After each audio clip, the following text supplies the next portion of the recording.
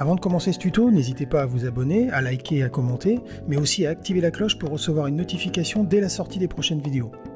N'oubliez pas que la chaîne a besoin de vous, alors n'hésitez pas, si vous le pouvez, à nous soutenir en cliquant sur le lien donation dans la description de cette vidéo.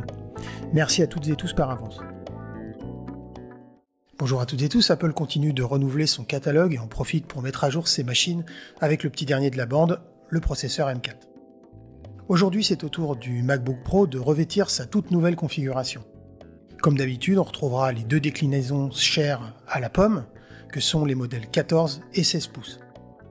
En entrée de gamme, les MacBook Pro 14 pouces profiteront de configurations similaires au Mac Mini M1, avec un processeur 10 cœurs CPU et 10 cœurs GPU, mais aussi 16 Go de mémoire unifiée pouvant atteindre les 24 Go en configuration de base ou 32 Go en option.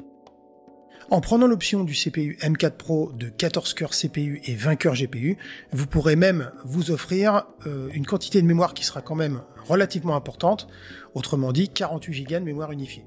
Petit détail à ne pas négliger, Apple n'a pas osé mettre un disque de 256 Go sur le modèle le moins cher de la gamme. En effet, il s'agira ici d'un disque de 512 Go minimum, certes à 1899 €, il eût été dommage qu'il en soit autrement.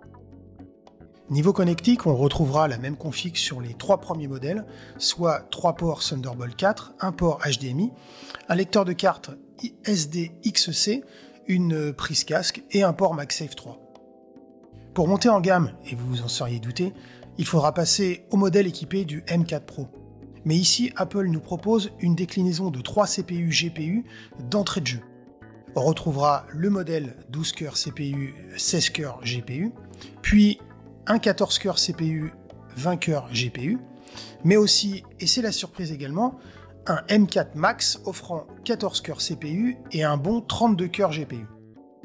En configuration de base, Apple fournira 24 Go de mémoire unifiée sur ses MacBook Pro M4 Pro, extensible à 48 Go, et même 64 Go, voire même 128 Go pour les machines équipées d'un M4 Max. Côté stockage, on pourra atteindre les 8 Tera de SSD, mais au prix d'une grosse rallonge de près de 2800 € le bout. Chose un peu regrettable, le 14 pouces équipé d'un M4 Max ne pourra aller au-delà des 36 Go de mémoire sans sélectionner l'option M4 Max avec 16 cœurs CPU et 40 cœurs GPU, une option à quand même 345 €. Autant dire que pour une machine équipée d'un écran de 14 pouces, claquer 4374 € pour avoir accès à 48 Go de mémoire minimum, ça commence à sérieusement piquer, enfin, de mon point de vue. Du côté du 16 pouces, Apple fait l'impasse sur le M4 et équipe d'entrée de jeu ces machines au minimum d'un M4 Pro, voire même d'un M4 Max. Nous l'avions remarqué sur le Mac Mini M4 Pro, les nouveaux MacBook Pro 16 pouces seront tous équipés de 3 ports Thunderbolt 5 en lieu et place des ports Thunderbolt 4 des versions 14 pouces. Pour le reste, et à l'exception d'un écran plus grand, d'un adaptateur secteur USB-C de 140 watts au lieu de 70 ou 96 watts sur les versions 14 pouces, et du Thunderbolt 5, les configurations sont équivalentes. Pour la version haut de gamme du 16 pouces, et si on souhaite embarquer un peu plus de mémoire unifiée, ce qui ne sera pas du luxe pour les grosses tâches et les gros logiciels, au total, ça nous fera une ardoise de quand même 4929 €.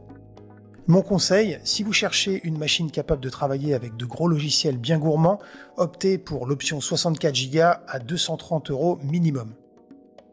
Ça fera passer certes votre MacBook Pro 16 pouces M4 Max à environ 5000 €, mais pour la différence de prix, le 14 pouces haut de gamme sera à 4604 € en version M4 Max, alors que le 16 pouces sera à 4929 €.